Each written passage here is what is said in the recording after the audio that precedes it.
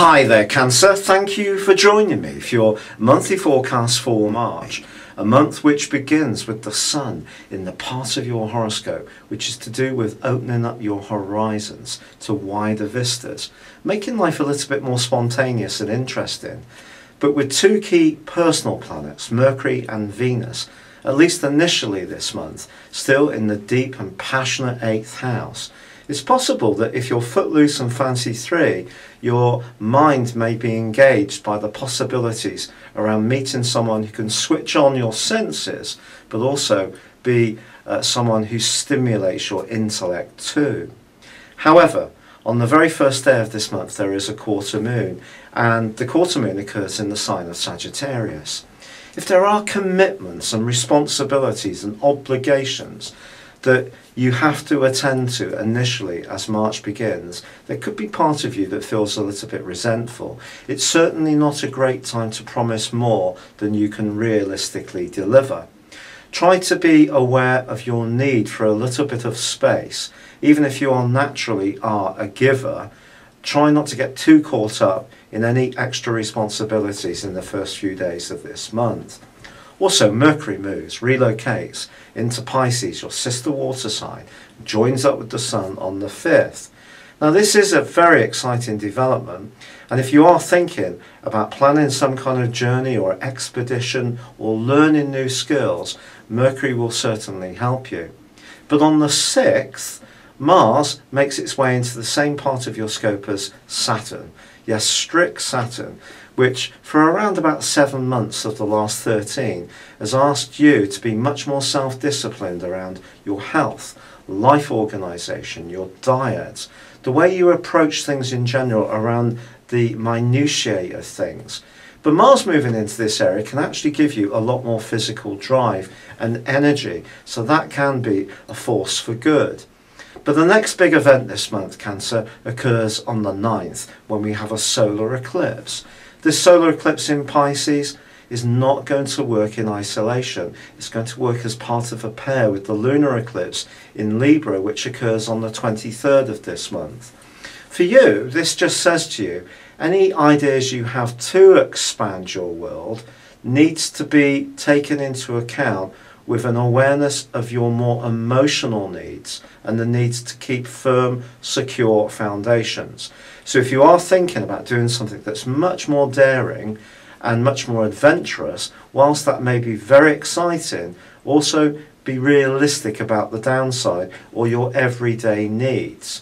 Another thing which complicates this particular solar eclipse is that it's in opposition to Jupiter. But Jupiter, although it's in a chatty and very communicative part of your scope, it is in detriment there, and it continues to wind backwards for now. And also, both Jupiter and this solar eclipse are in a square with Saturn. So any expectations or hopes or conversations you have over the next 6 months to widen those horizons need to be done in a very thorough way, where you're being very realistic about what's really right for you, the individual. It has to work well at an emotional level, the lunar eclipse, but also at a practical level, the role of Saturn. However, you are given considerable support once Venus moves into Pisces on the 12th. If you do need to have a bit of a heart-to-heart with someone, this is certainly going to help. Nor be surprised if in the following 28 days you find yourself utterly fascinated by someone who's very different to you. They may come from a different cultural background. It could be someone who looks different, who perhaps in the past wouldn't necessarily have been your thing, but this person can be precisely the person to make your pulse race that much quicker.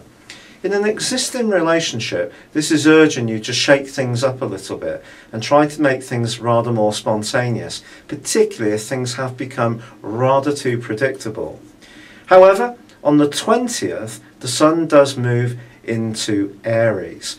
Now for you, this is going to pin a lot of energy right to the top of your horoscope, your solar midheaven or 10th house. And this is all about how you interact with the world at large. On the 22nd, Mercury moves into this area, and if there are some professional skills to learn or people to meet through your work, this can be a key 21-day period from then. However, the 23rd sees that lunar eclipse, but the lunar eclipse is particularly fascinating because it actually forges a very positive angle to Mars.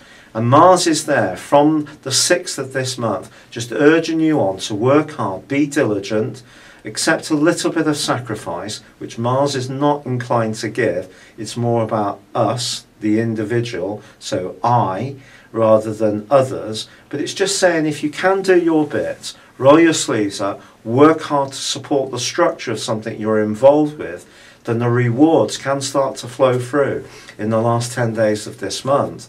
In fact, as Mercury merges with Uranus in the last couple of days of this month, it's possible that a surprise offer will absolutely delight you around your career, but it may be one that you have to make a snap decision around, or it could be gone in the blink of an eye.